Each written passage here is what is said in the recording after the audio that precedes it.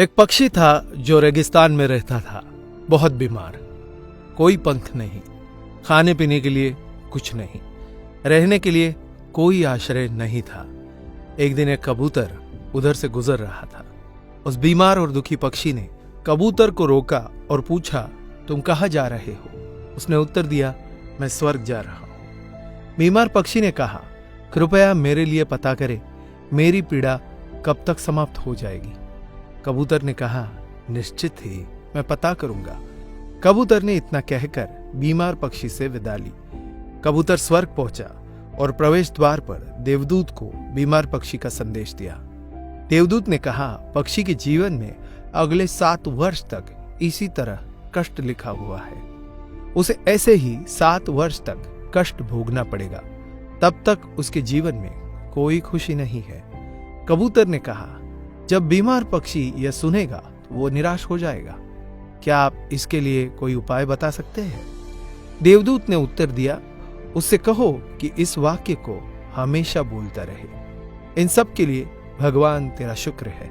वापसी पर जब वह बीमार पक्षी कबूतर से फिर मिला तो कबूतर ने उस स्वर्ग दूत का संदेश दिया। 7-8 दिनों के बाद कबूतर जब फिर उधर से गुजर रहा था तब उसने देखा कि पक्षी बहुत खुश था। उसके शरीर पर पंख उग आए थे। उस रेगिस्तानी इलाके में एक छोटा सा पौधा लगा हुआ था। वहां पानी का एक छोटा सा तालाब भी बना हुआ था। चिड़िया खुश होकर चहचहा रही थी। कबूतर चकित था।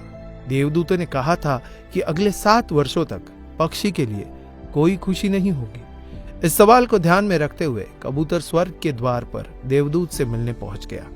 कबूतर ने देवदूत से अपने मन में उठते हुए सवाल को समाधान करने के लिए पूछा तो देवदूत ने उत्तर दिया, हाँ, यह सच है कि पक्षी की जिंदगी में 7 साल तक कोई खुशी नहीं लिखी थी, लेकिन क्योंकि पक्षी हर स्थिति में इन सब के लिए भगवान तेरा शुक्र है बोल रहा था और भगवान का शुक्र कर रहा था, इस कारण उसका जीवन बदल गया।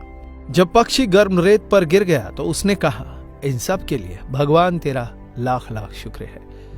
जब यह उड़ नहीं सकता था तो उसने कहा, इन सब के लिए भगवान तेरा लाख लाख शुक्र है। तब उसे प्यास लगी और आसपास पानी नहीं था तो उसने कहा, इन सब के लिए भगवान तेरा शुक्र है। जो भी स्थिति हो, पक्षी दोहराता रहा, इन सब के लिए भगवान तेरा शुक्र है। और इसलिए 7 साल 7 दिनों में समाप्त हो गए। जब मैंने यह कहानी सुनी तो मैंने अपने जीवन को महसूस करने, सोचने, स्वीकार करने और देखने के तरीके में एक जबरदस्त बदलाव महसूस किया। मैंने अपने जीवन में इसको अपना लिया। इन सब के लिए भगवान तेरा शुक्र है। इसने मुझे मेरे विचारों को मेरे जीवन में बदलाव लाने में मदद की।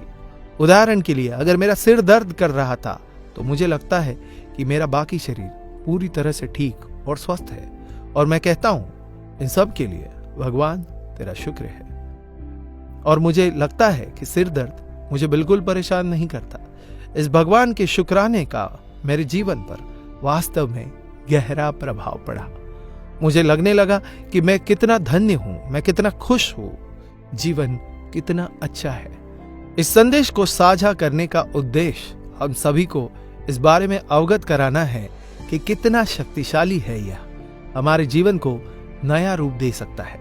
इसलिए आभारी रहे हर चीज के लिए उस परमपिता परमात्मा के और अपने दृष्टिकोण में बदलाव देखे।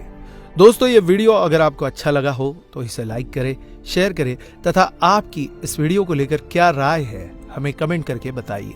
और ऐसे बेहतरीन वीडियोस को देखने के लिए फॉलो करें